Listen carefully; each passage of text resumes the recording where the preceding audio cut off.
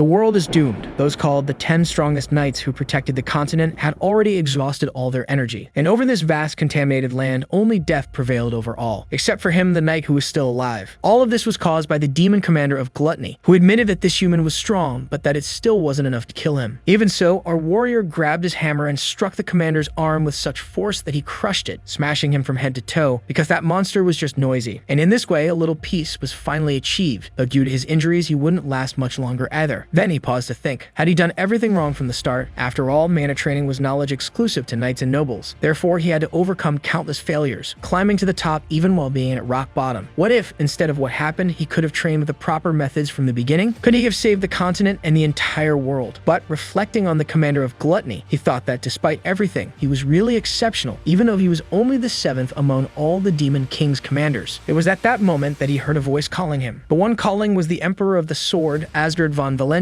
saying that he would die soon. But before that, he wanted to ask a question. Why didn't Tiny flee the battle, since he lived in the slums and had nothing to protect? Tiny replied that fleeing a battle was shameful, for a man must always be confident. Upon hearing this, the old man burst into laughter, saying that Tiny should trust in the talent that made him one of the 10 strongest knights solely through his pride. And then he began to speak strange things as if leaving a message. He said that when he returned, Tiny should find him, but not immediately, because otherwise even he wouldn't believe it. The Emperor then revealed a family secret. His daughter's birth name was Leela, a tribute to the flower he and his wife liked. However, he admitted that in truth, he didn't actually like that flower so much. He asked that Tiny not forget this information, as it would be a code only he should know. And with that, the Emperor's consciousness faded. At the same time, Tiny woke up in a familiar room, thinking that everything had been just a dream. But in fact, he was reliving a terrible past where invaders took his sister, who died taking care of him. She had been beaten while trying to protect Tiny, who was hiding a ring. At that moment, Wolf's men arrived, angrily kicking the door. Tiny, with his frail body, could barely move, and his sister was brutally attacked. One of the men, while kicking her, remarked that corpses had value, as there were people who liked to play with them, and that brought in good money. Tiny, unable to move his arms, desperately wanted to protect his sister, at least this time. Then, with all his effort, a blue energy surged from his hand, and he managed to move. In one leap, he threw himself at one of the attackers, determined not to let them take his sister.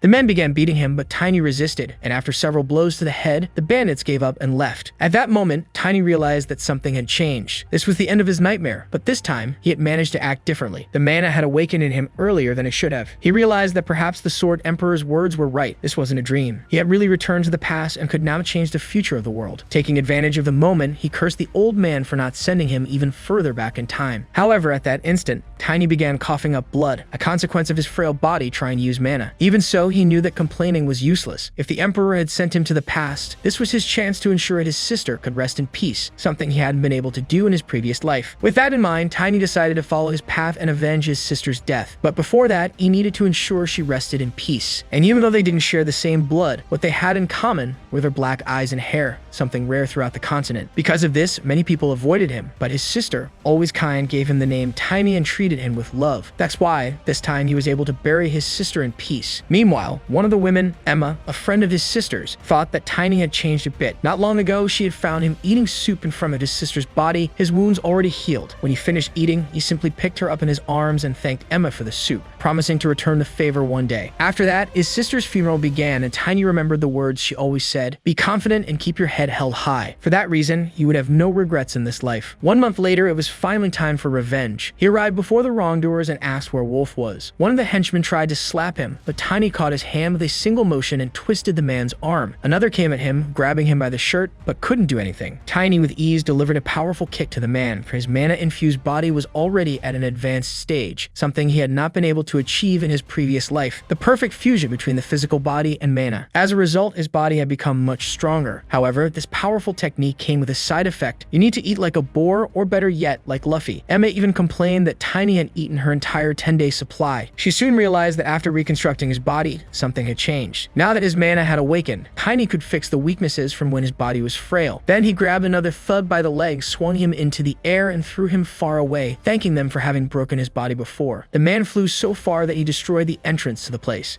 Now Tiny was determined to finish off everyone there. The other criminals mocked him, asking what a kid would do without a weapon. Tiny then pulled at one of the fallen men's legs, saying he had just found one. He started using the man's body as a weapon, whipping one against the other, defeating everyone on the lower level. Next, Tiny called the Raider brothers, who were upstairs, to come down and fight him. Before jumping down, one of of them remarked that Tiny was a mana user and that a body like that should be worth a fortune. Then they leaped toward him. While messing with the broken body of one of the men, Tiny remembered his situation from the past when an old man was shocked to see him use a person as a weapon, commenting that he had no class. For that reason, this same old man taught him hand-to-hand combat. When the thugs arrived, Tiny easily dodged and punched the first one in the face. The second, who came to play, took a shin kick. Tiny jumped on him, threw him to the ground, and finished him off with a kick, like those combos from Dragon Ball. Meanwhile, the invaders' leader, Wolf, asked who was there. Tiny recalled that in his past life, he had discovered that Wolf was a pimp belonging to the Beastmen tribe. Even among them, the silver werewolf he transformed into was even more special, as it indicated the direct manifestation of the Beastmen royal family's bloodline. In the past life, killing him had been a huge challenge. But this time, Tiny arrived calmly, asking if Wolf was already shitting himself in fear. Enraged, Wolf began to transform, determined to finish the boy. When he finally transformed, Tiny noticed something was off. He didn't have the silver fur. So Tiny asked what kind of mutt was standing before him. Even so, Wolf charged at him, but Tiny easily dodged, finding him slow compared to what he had faced before. Seizing the opportunity, Tiny grabbed Wolf's jaw and using mana, broke it with a snap. He recalled when a Beastman friend had told him that this was how to deal with their kind. Wolf kept attacking, but Tiny dodged everything with ease. To him, Wolf was nothing more than a barking dog that didn't bite. And that's when the beating session began. His friend had said that when it came to Beastmen, you just had to keep hitting them until they got tired, as they could regenerate from almost anything. So Tiny decided to enjoy himself beating the little wolf. Tiny delivered a kick so strong that it forced the guy to fully de-transform, sending him flying into a wall. Now he wasn't just going to break his spine. After all the massacre, Tiny stood there thinking that perhaps this would bring some comfort to his sister's soul, as if it were up to him, Wolf's head would already be rolling on the ground. However, now that he was all beaten up, begging for Lady Arena's forgiveness. Meanwhile, Tiny simply asked what Beastman like Wolf was doing there. Amidst the chaos, Tiny ended up finding a strange stone on the ground. When he picked it up, he immediately sensed demonic ki, as there was a white wolf chained inside the stone. Seeing this, Tiny recalled a long time ago in the Elven Forest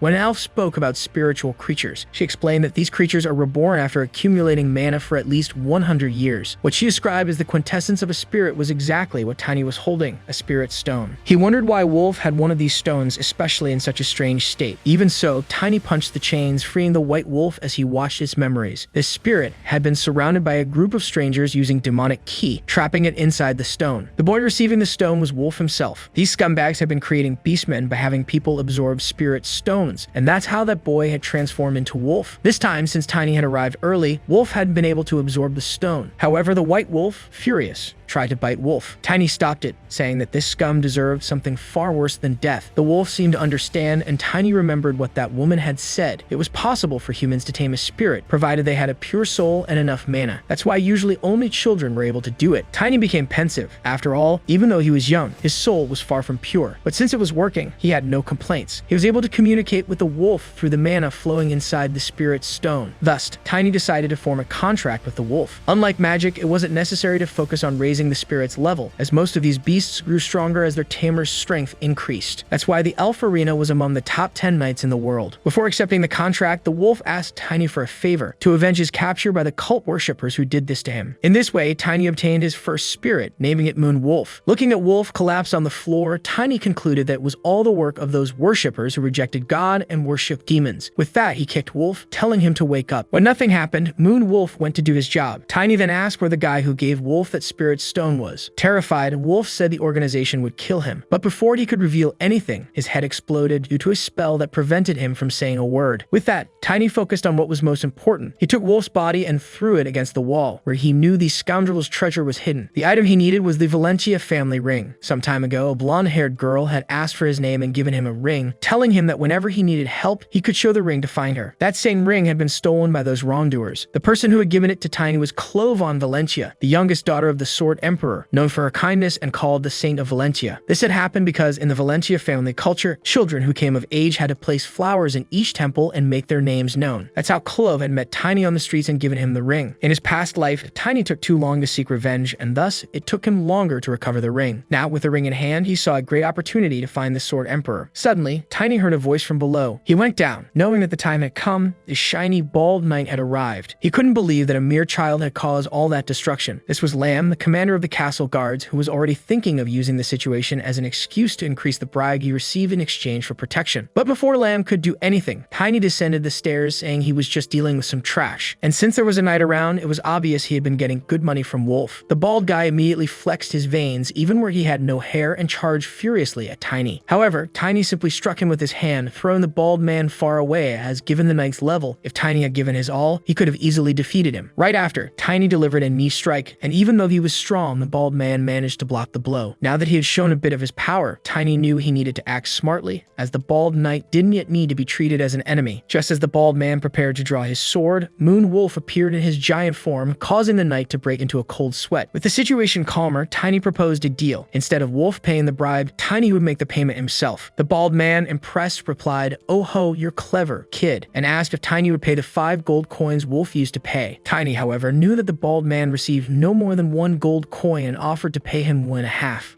If the knight didn't accept the offer, Tiny was ready to end the negotiations and start a fight. Of course, the bald man backed down and agreed, stating that the last day of the month would be the due date. As he left, the men who had called Lamb questioned him, "Mr. Lamb, are you going to betray us?" To which he replied, "Money speaks for me, friend." At that moment, Tiny tossed a coin to Lamb and said that since the owner had changed, he should set a time to greet the new lord of the estate. Even though Lamb had left the scene, it was clear that there would be no more paydays for him. As for the 3 defeated thugs, Tiny gave them a mission: gather all the residents of the place. If anyone tried to escape, Moon Wolf would have a good meal. And so the 3 big men ran off. If everything went according to plan, taking care of that place wouldn't take more than a week. An hour later, the 3 had brought everyone together. As soon as she arrived, Emma ran, thinking someone had beaten Tiny again. In reality, the blood on his hands was Wolf's, who was already lying dead nearby. The crowd panicked, thinking they wouldn't escape punishment. Everyone knew that the estate lord was behind Wolf. Then, with firmness, Tiny declared, "Challenging the nobility is a grave sin, and that's why the estate lord is going down too." Cut to the guards, commenting that they hadn't seen Sir Lamb in days. In fact, he was on probation, as there had been an incident involving crazed lunatics claiming they were chased by a giant wolf. In that episode, their leader was so disfigured that they couldn't even recognize him. Moreover, all the money had disappeared. Even so, the guards didn't understand what Lamb had to do with it. The problem, however, was that Lamb's negotiation with the new boss hadn't gone well. All the shops and businesses in the city were closed, and the estate lord was furious, calling the leader to resolve the situation. Tiny, remembering his past life, knew that even after examining the account books, nothing suspicious had been noticed at the time. At the lord's request, he handed over the book and half of the fortune. But now things would be different, as Tiny had understood that there were nobles who crushed other nobles. And it was precisely because of that account book that the estate lord was in trouble. With that, Tiny declared to the people, "Now you're free. If you want to get revenge or vent, this is your last chance to take a few hits on the guy." The women couldn't resist and all went to kick the headless leader. Additionally, he allowed everyone to take as much money as they wanted from Wolf's treasure to flee. Before they left, Tiny made it clear, "If you dare commit crimes for money or reveal what happened here, our friend Wolf will tear you apart piece by piece." He then asked Emma to leave the estate and go to Diane with the others, as Tiny still had another place to go. And so Tiny thanked everyone, declaring that from that day on, the red light district of Invader was closed. Meanwhile, the guards discussed the arrival of the new leader, whose name was Tiny. When he appeared, they were perplexed and asked,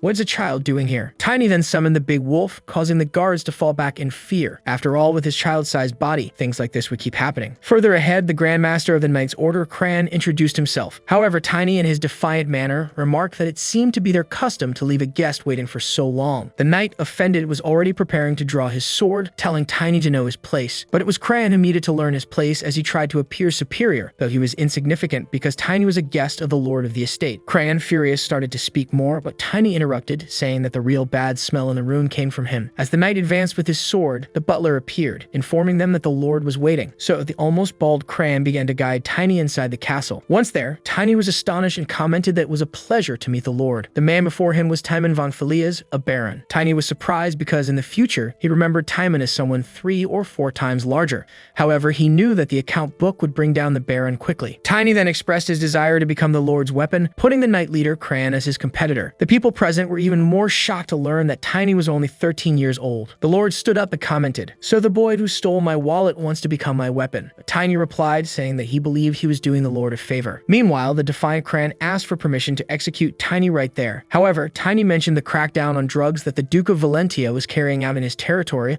along with the fact that the Princess of Valentia had recently visited the state. He suggested that Cran think twice before everything blew up. Cran tried to belittle Tiny's words, but the lord interrupted him, saying that if what the boy said was true, he deserved a reward. The lord also heard rumors that Tiny controlled the spirit of the wolf, which he supposedly stole from a spirit stone. Finding this suspicious, the lord asked for an explanation. Tiny then glanced around with the help of the moon wolf and revealed that Cran was using a magic circle belonging to a dark mage. If Cran could use 2 of these circles, it meant he had offered hundreds of bodies or live sacrifices. This explained why there was so much talk about buying corpses for a high price. Without waiting for more answers, answers from Tiny, Cran drew his sword to attack him. However, Tiny's spirit had already transformed into the powerful Mega Moon Wolf. The Lord, observing the situation, decided to change the terms of the test and asked Cran about the boy's power level. According to Cran, Tiny was close to stage 2, and unless he was descended from a prestigious family, he would be considered a prodigy. His mana pattern was perfectly stable. Tiny then improvised, saying that he had learned all of this in a vision, but he knew he needed a better excuse to convince the Lord and the Knights, so he claimed that he had learned everything from his deceased parents before coming to Felia's. And if anyone wanted to confirm this story, it would be impossible, as Felia's accepted all kinds of refugees,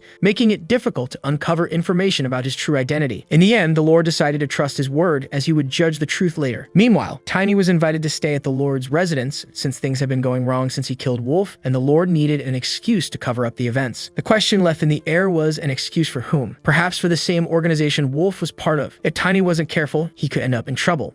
Accepting the proposal, Tiny asked if the Lord had any special visitors. The Lord agreed, saying that Tiny should be very polite to this person, but it would still take a while for them to arrive. There would be 3 days until the duchy reviewed the books, 3 more days until the punishment unit was formed, and 10 days until that unit arrived in Felia's. In total, that would be about 16 days. If the guest arrives after that, everything will be resolved. Tiny then asks the Lord when the guest will arrive, as he needs to learn etiquette before the visit. The Lord replies that the guest arrives in a week. Tiny panics, knowing there won't be enough time to prepare. Faced with this situation, there are only 2 options. The first would be to flee, as Tiny's allies are far away from there. However, if he fled, the Lord would probably put him on the wanted list, complicating his future meeting with the Sword Emperor. Furthermore, the idea of running away from something bothers him, because even without the necessary strength, he always finds a way to overcome his opponents. The second option is riskier. This guest seems to be someone from the high nobility. With the house empty, the fact that an important visitor is about to arrive makes everything more suspicious. The person supporting the Lord must be someone who cannot be shown to the public. If something major were to happen in Felia's, the visit could be postponed. For this reason, Tiny concludes that he needs to become stronger to defeat both the Grandmaster and the Lord, but he decides to leave that for later, as he is hungry. In the dining hall, the cook is startled to see Tiny lining up bowls and eating non-stop. His body improves every time he eats, making any medicinal herbs unnecessary. The boy just eats,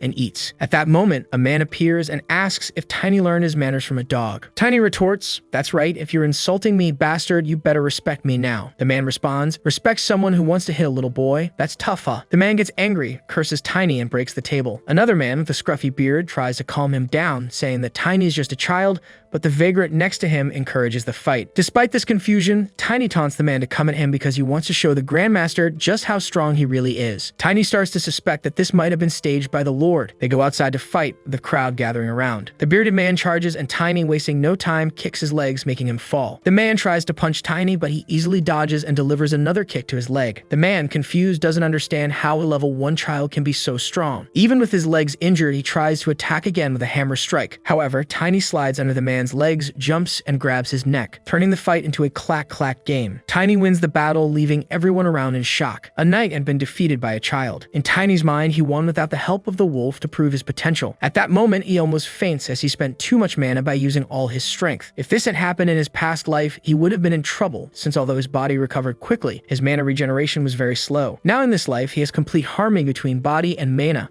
allowing him to train as much as he wants and become even stronger than he was in his previous life. Later, the Lord comments that the information Tiny provided about the duchy's movements was accurate. He offers Tiny a veal steak, stating that the boy has a promising future. The only downside, according to the Lord, is that there aren't any good enough masters to train a genius like him. Tiny, however, responds that he has heard that the greatest knights in history grew up on their own, and what led them to follow that path was the presence of a great Lord to guide their steps. The Lord is impressed by this answer, noting that both in the Empire and in neighboring kingdoms, features like Tiny's ear shape, black hair, and eyes are extremely rare. He now understands why he never imagined that a foreigner could be so valuable. Tiny, for his part, doesn't understand much of the conversation, and according to him, someone will explain the details later. However, Tiny believes that his current strength is only possible because of the power of the magic circle, but he knows that one can never predict when the demon will strike again. In his past life, Tiny was abandoned and lost the magic circle. He continues to reflect on this as someone informs him that a certain person is eager to meet him. After this conversation, Tiny goes to the training field, full of thoughts, but he knows he needs to focus on one thing. The Lord is in the second circle, and the Grandmaster is in the second stage. Therefore, Tiny needs to reach that level within 6 days. 3 days pass, and his small body is already much stronger, with movements far better than before. Perhaps the problem in his past life was his monstrous size. He realized that he only wanted to be big and strong, which caused his body connected to mana to respond to this unconsciously, breaking the harmony between body and mana by growing too much. But this time, he realizes he doesn't need to be that big. At that moment, 2 men arrive to train, but upon seeing Tiny, they quickly flee. Shortly after, the captain appears, ordering him to follow,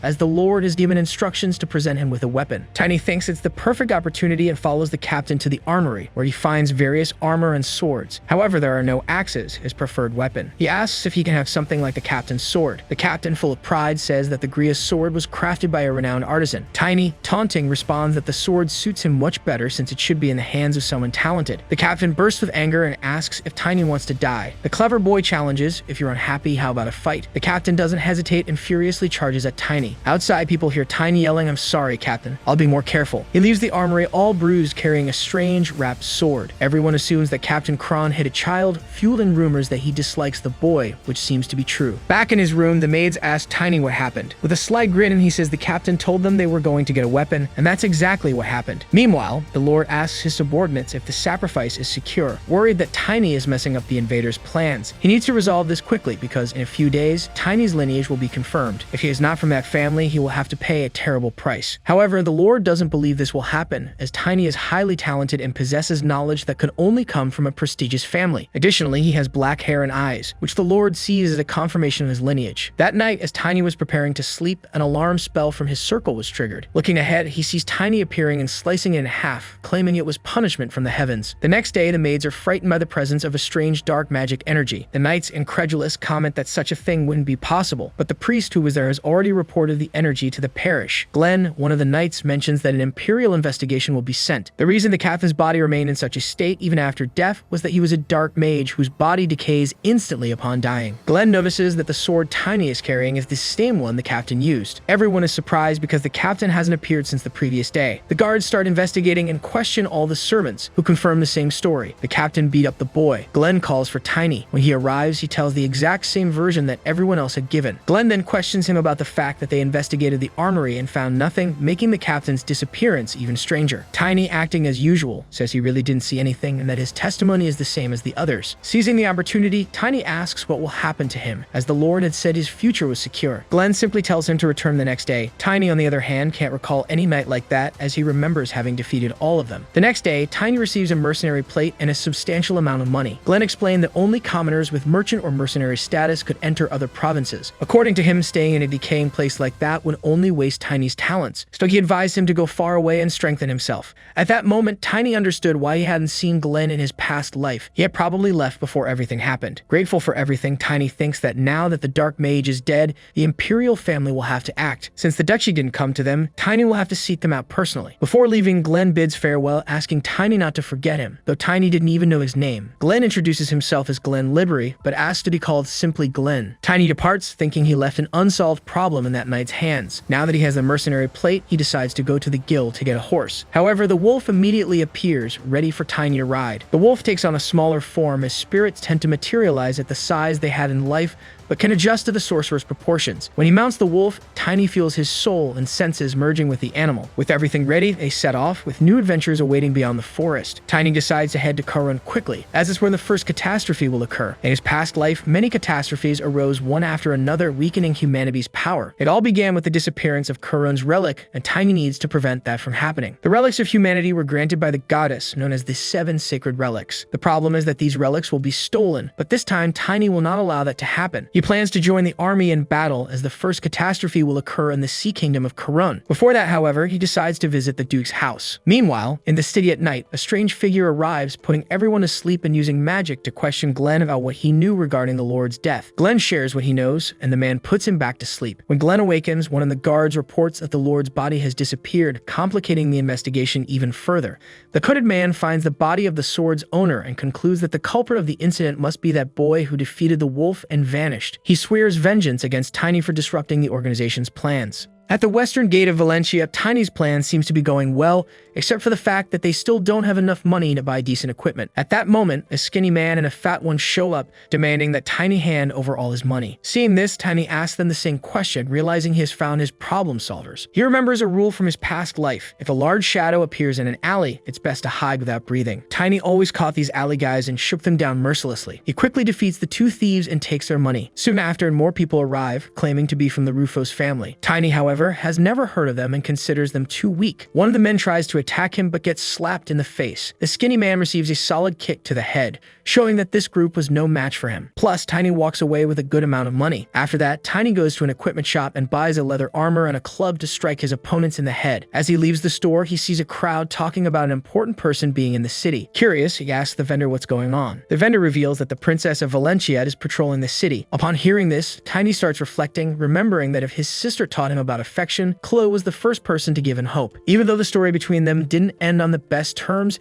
it was thanks to the hope she gave him that he was able to keep going. These two people ended up changing his life. Tiny recalls that when he met the woman in his past life, she burst into laughter because the name Tiny didn't suit the giant man he had become. But in this life, he will meet her much sooner and secure a meeting with the Sword Emperor. Meanwhile, in another part of the city, the eldest son of Count Lucent was showing the city to Chloe, discussing trade and everything else. However, Chloe interrupts, saying she wants to see the poorer parts of the city. The young man, not understanding why, agrees to take her. Chloe's interest in these areas was influenced by the education she received from her father, who told her to observe the poorest people and seek ways to improve their lives. According to him, only by doing so could the country become a better place. Chloe has a desire to change people's perception of reality, but when her fiancé is announced at the coming-of-age ceremony, she will no longer be free for the rest of her life. She even thinks about seeking refuge in a temple, but her father would be deeply saddened by that. At that moment, a child appears in front of her and the crowd wonders who that boy is. The child raises a ring and says the princess gave it to him, stating that she asked him to return the ring someday. Chloe recognizes the ring as hers but remembers that she had given it to a poor child. The guards immediately place a sword at the boy's throat, while he insists that it may be hard to believe, but he is the same child from before. He is the only one with dark hair and filias, or perhaps the only one in the entire duchy. Chloe is startled as the boy seems so weak and small just a short time ago. The child then uses his mana to summon the lunar wolf in its smaller form. Chloe is delighted by the wolf's cuteness, as only very pure children can summon such a spirit. She also compliments the name he gave the wolf, commenting that she wouldn't have imagined he had grown so much in just 2 months. The boy introduces himself as Tiny and explains that his growth accelerated because he awakened his mana. However, the red-haired girl is suspicious, finding the situation odd. The blonde suggests it would be better to interrogate him after a quarantine, but Tiny says he won't ask for trust. He recalls what the princess told him that day and expresses his desire to meet Lord Asgard von Valencia. The crowd again points swords at him, asking how he dares. Tiny responds that there's no way he could harm the sword saint, as there are only 7 superhumans across the entire continent, and one of them is the Sword Emperor, who can wield the power of destruction. Everyone is impressed, praising His Excellency's prestige. However, Tiny expresses his wish to personally explain to the Duke what happened in Filias. Sometime later, Chloe was interrogating her knight to find out if she was hiding anything beyond what Tiny had said. The knight reveals that there was a black mage in the Empire and that it seems there's someone even greater behind it. Since Tiny experienced all of this, his testimony could be an important clue, so it's better to take him to her father soon. Meanwhile, Chloe asks how long the redhead is going to keep holding the wolf. She even tries to get the redhead to pet it, but the girl blushes from the animal's cuteness. Chloe then asks where Tiny is. In truth, the young Edmund had taken Tiny because he wanted to say something. At that moment, the wolf had already disappeared. Meanwhile, Tiny asks the young man what he knows about the black mage. In reality, it was just a trap to get Tiny to follow him, as now he was going to teach Tiny good manners with a slap session.